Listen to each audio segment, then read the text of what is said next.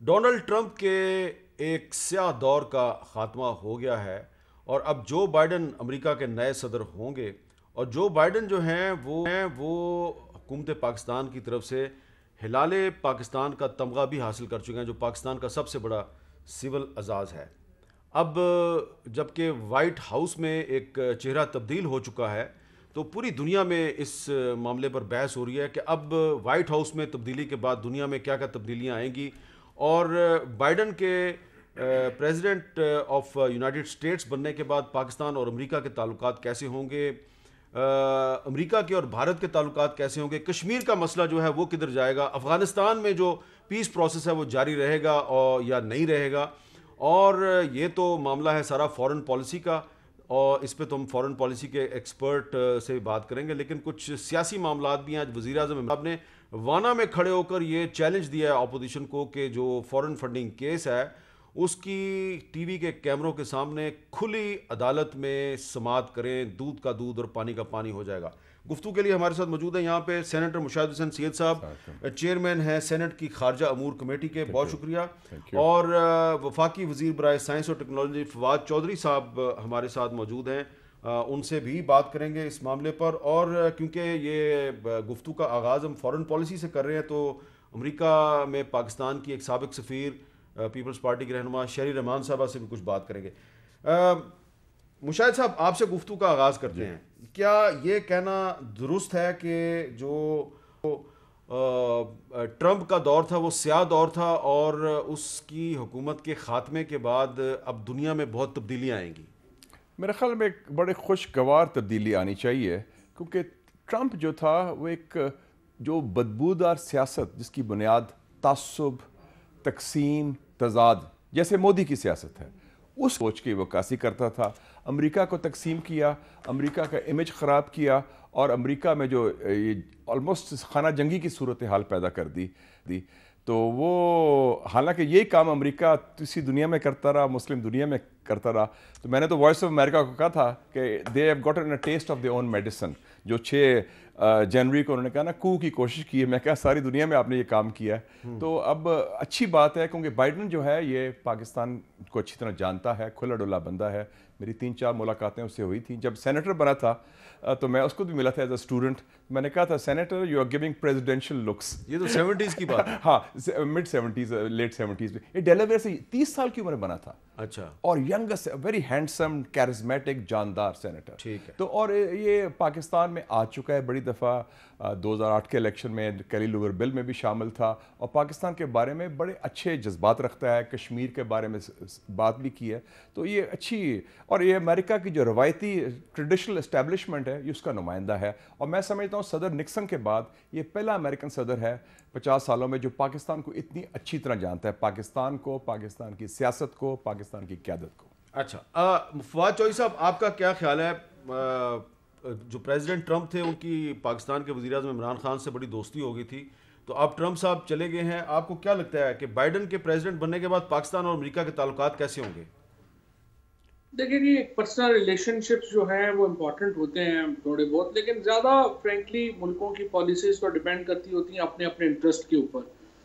جو امریکہ کا پاکستان کی ایک ہسٹری رہی ہے وہ سب کے سامنے ہے، اور اس وقت بھی امریکہ کا افغانستان کے اندر، جس طرح سے بھی مشاہد حسین صاحب نے بالکل صحیح کہا کہ ٹرمپ جو تھے وہ ڈائریکٹلی شاید اس ریجن کو اتنا نہیں جانتے تھے، بائیڈن جو ہیں وہ اس ریجن کو بڑی اچھی طرح جانتے ہیں، وہ بڑی کلوزلی، اور پریزیڈنٹ اوباما کے دور میں تو یہ آپ کو معلوم ہی ہے کہ یہ اتنا امپورٹنٹ خطہ تھا، تو اس وقت جو ڈائریکٹ مانیٹرنگ تھی اس سارے معاملے کی وہ جو بائیڈن خود کر رہے تھے، لہٰذا ان کا جو پرسنل نالج ہے اس خطے کے بارے میں وہ یقینی طور کے اوپر ٹرمپ صاحب سے زیادہ ہے۔ لیکن کو جو بڑے مفادات ہیں امریکہ کے پاکستان کے پالیسی کے، وہ تو پاکستان کو امریکہ کی ضرورت ہے، امریکہ کو پاکستان کی ضرورت ہے۔ سو یہ ایک میوچل انٹرسٹ کے اوپر مبنی ریلیشن شپ ہے۔ ہمارے لیے بہت امپورٹنٹ ہے کہ ہم امریکہ سے اچھے تعلقات اپنے رکھیں، اور ہمیں پوری کوشش، جو آپ کو یاد ہوگا جب عمران خان آئے تھے اس وقت تو مکمل بریک ڈاؤن تھا پاک امریکہ بالکل ریلیشن، ٹھیک ہے۔ اور یہ تو عمران خان نے آ کر کے پاکستان کی یہ جو خارجہ پالیسی تھی اس میں ایک نئی جہت ڈالی، اور امریکہ سے ہمارے تعلقات بحال ہوئے، اور اب ہم سمجھیں گے کہ اس کو آگے لے کے جانے کی ضرورت ہے۔ اچھا، یہ جو آپ نے افغانستان کی بات کیا، اس پہ شہری رحمان صاحب سے بات کرتے ہیں جو امریکہ میں پاکستان ہیں۔ شہری رحمان صاحب یہ بتائیے کہ افغانستان کے بارے میں جو بائیڈن ہے ان کی پالیسی کیا ہوگی؟ کیا بائیڈن بھی پاکستان کو افغانستان کے لینس سے دیکھیں گے؟ پاکستان کے لیے موقع تو اچھا ہے کہ افغانستان میں جو امن کا معاہدہ ہو رہا ہے لیکن اس وقت وائلنس وہاں زیادہ بڑھ گئی، تو امن کے معاہدے کی حصولی میں پاکستان بہت مددگار ثابت ہو سکتا ہے، لیکن حساس یوں بھی رہنا چاہیے کہ جو وہاں جیسے تیسے چیزیں بگڑتی ہیں، اور اگر بگڑتی ہیں اور بگڑنے میں کوئی دیر نہیں لگتی اس طرح کے معاشرے میں اور حالات میں ایکچولی، تو وہ پاکستان پر اس کا بلیم نہ آئے. یہ پہلی بات ہمیں دیکھنی پڑے گی، کیونکہ جتنا بھی ہم کہیں کہ ہمیں باہمی سطح سے نئی سطح پہ شروع کریں، تو وہ کہیں گے تو یہ، لیکن آپ کے ساتھ افغانستان کو انہوں نے اس وقت اپنے مفاد کے لیے نتھی کیا ہوا ہے. تو ایک تو یہ بات ہوئی. دوسری بات یہ کہ انہوں نے آلریڈی اناؤنس کر دیا ہے کہ وہ ملٹری ٹریننگ پروگرام شروع کر دیں گے، جو امریکہ میں ہمارے جو ملٹری کا ہوتا ہے، اور کوئی 66 سلاٹس ہوتے ہیں جو بہت ویلیوبل ہوتے ہیں، بہت ضروری ہوتے ہیں. یہ ایک اچھی شروعات ہے. اس طرح کے پروگرامز اگر شروع ہو جائیں پاکستان اور امریکہ کے باہمی تعلقات کے حوالے سے، تو میں سمجھتی ہوں جو ایک اعتماد کا فقدان فوراً جو ہو جاتا ہے ہم دونوں کے رشتوں میں، وہ تھوڑا کچھ کم ہو سکتا ہے. لیکن میں کوئی ریڈیکل چینج نہیں آتا. آپ کو ریڈیکل چینج نظر نہیں آ رہی. مشاہد صاحب، آپ کو کیا لگتا ہے کہ افغانستان میں بائیڈن صاحب کی پالیسی وہی ہوگی جو ٹرمپ کی تھی؟ تھوڑا سا فرق ہوگا. ایک تھوڑا سا پس منظر بھی میر صاحب دیکھ لیں. آج جو سینز دیکھے ہیں واشنگٹن ڈی سی میں، اور آپ کو پتہ ہے میں وہاں رہا بھی ہوں، میں اسٹوڈنٹ بھی رہا، یو ایس کانگریس میں ریسرچ انٹرن بھی کی.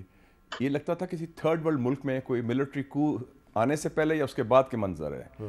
ایک خوف زدہ، بندوقوں کے سائے میں تبدیلی آ رہی ہے، خوف زدہ، تقسیم شدہ اور کمزور امریکہ. بلکہ میں کہوں گا یہ نیا امریکہ ہے. جو پرانا امریکہ تھا مضبوط، منظم اور متحد، وہ نظر نہیں آ رہا، وہ سول سپر پاور کا. تو یہ جو بائیڈن اس دور میں آیا ہے کہ امریکہ کے اندر جو کمزوری ہے وہ واضح ہو گئی ہے. جہاں تک افغانستان کا تعلق ہے، یہ چونکہ یہ روایتی امریکہ کی سیکیورٹی اسٹیبلشمنٹ کا نمائندہ بھی ہے، جس میں پینٹاگون اور CIA شامل ہے، یہ چاہتے ہیں افغانستان میں جنگ کا خاتمہ، جو ٹرمپ بھی چاہتا تھا، کیونکہ جنگ وہ ہار چکے ہیں اور اس جنگ میں اور پیسہ لگایا نہیں جانا چاہتے. لیکن وہ چاہیں گے کہ ادھر پریزنس رہے ان کی انٹیلیجنس اور تھوڑی بہت سیکیورٹی، تاکہ وہ نظر رکھیں آپ پر، ایران پر اور چین پر. آپ کو یاد ہے ایک دفعہ حامد کرزئی صاحب جب پریزیڈنٹ تھے افغانستان کے، 2008 کی بات ہے شاید، تو اس نے بڑی شکایت لگائی تھی جو بائیڈن کو، وائس پریزیڈنٹ تھے. یہ دسمبر 2008 کی بات ہے. یہ وائس پریزیڈنٹ نیا الیکٹ ہو کے گئے کابل، تو انہوں نے اوباما نے ان کو بھیجا کارزائی صاحب سے بات کریں. تو کارزائی صاحب نے وہی آج شروع کی روایتی لمبی شکایتیں ہیں اور رونا دھونا، پاکستان یہ کر رہا ہے، پاکستان یہ کر رہا ہے. تھوڑا سا بائیڈن کا ہے، اس کا ٹیمپر تھوڑا سا لوز ہو جاتا ہے، غصے میں آتا ہے. Look here mister president, don't talk to about Pakistan like that. Pakistan is 50 times more important and you should know that this is vital for our relationship. اس نے اس کو سنپ کر دیا. تو اس کا مطلب وہ پاکستان کی جو اپنی اہمیت ہے as a very important Muslim country, اس کو بھی جانتا ہے. امریکہ کے بہت زیادہ دوست نہیں ہیں اس خطے میں، ان کو پاکستان کی بڑی شدید ضرورت ہے. اور آپ دیکھیں گے ٹرکی اور ایران کے ساتھ بھی تعلقات ان کے اچھے ہوں گے. مجھے لگتا ہے عرب ممالک سے، شاید سعودی عربیہ سے تعلقات خراب ہوں گے. اچھا، ہاں یہ ہو سکتا ہے، کیونکہ جو ٹیم آئی ہے بائیڈن کی، آپ دیکھیں نیشنل سیکیورٹی کی، ان کا جو CIA چیف آیا برنز، اس نے ایران ڈیل کی ہے. جیک سلیون جو نیشنل سیکیورٹی ایڈوائزر ہے، اس نے ایران ڈیل کی ہے. وینڈی شرمن، یہ ساری وہ ٹیم ہے جو سمجھتے ہیں کہ ایران کو حصہ دینا چاہیے اس خطے میں، جو ٹرمپ دینے کو تیار نہیں تھا. تو اس کا مطلب ہے سعودی عربیہ پاکستانی تعلقات بہتر ہونے کے امکانات ہیں.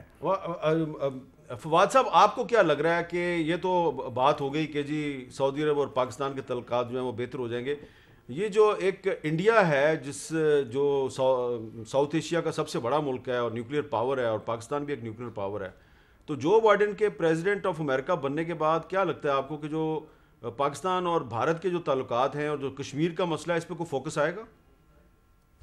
دیکھیں، کچھ باتوں کا تو چونکہ مجھے منسٹر کی حیثیت سے جو ہے کچھ چیزوں کا پتہ ہے، تو I would not like to comment on کہ اس وقت جو ایران، سعودی عربیہ، پاکستان کا ایک جو معاملہ ہے اس کے اوپر کیا چل رہا ہے. اور لیکن مجھے امید ہے اس میں بھی اچھی باتیں جو ہیں وہ ہونے والی ہیں. لیکن یہ جو ایک اور جس طرح سے ابھی مشاہد صاحب کہہ رہے ہیں اور بالکل درست طور کے اوپر کہہ رہے ہیں کہ ان کی سینسٹیوٹی ایشوز کے اوپر ٹرمپ صاحب سے زیادہ ہے, اور اسی طرح سے ہیومن رائٹس کے اوپر جو ان کا ریکارڈ ہے اور اس وقت جن لوگوں کو انہوں نے اپوائنٹ کیا ہے ان کا ریکارڈ ہے وہ بہت بہتر ہے. باقی شاید کسی بھی اس وقت جو امریکن لیڈرشپ ہے اس میں یہ جو پریزیڈنٹ بائیڈن اور انہوں نے جو ٹیم لگائی ہے وہ ہیومن رائٹس کے اوپر بہت سینسٹیو ہے.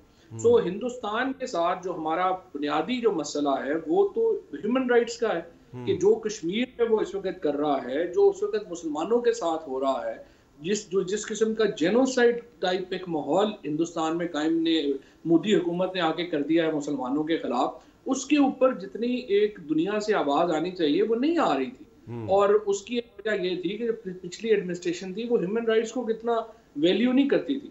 اب سب سے بڑی امید ہماری یہی ہوگی اس انتظامیہ سے کہ وہ ہندوستان کے ساتھ ان معاملات کے اوپر جو ہے وہ اپنی سینسٹیوٹی شو کریں گے, اپنی حساسیت کا مظاہرہ کریں گے, اور مودی کی جو اور آپ کو تو معلوم ہے کہ جو پچھلا جب دور تھا تو اس وقت تو مودی صاحب کو امریکہ نے تو ویزا دینے سے انکار کر دیا تھا. He was black list U S سے پرائم منسٹر بننے سے پہلے. اور یہ ان کا جو انٹروڈکشن ہے نریندر مودی سے وہ گجرات کے فسادات کے اس پس منظر میں ہے, اور یہ جو لوگ جو اس وقت اب امریکہ میں اقتدار میں آئے ہیں وہ نریندر مودی کو اندر باہر سے جانتے ہیں. سو اس کے اوپر یقینی طور پہ مجھے امید ہے کہ ان کی پالیسی جو ہے وہ بہتر ہوگی اور وہ پاکستان کے جو مفاد ہے اس کے مطابق.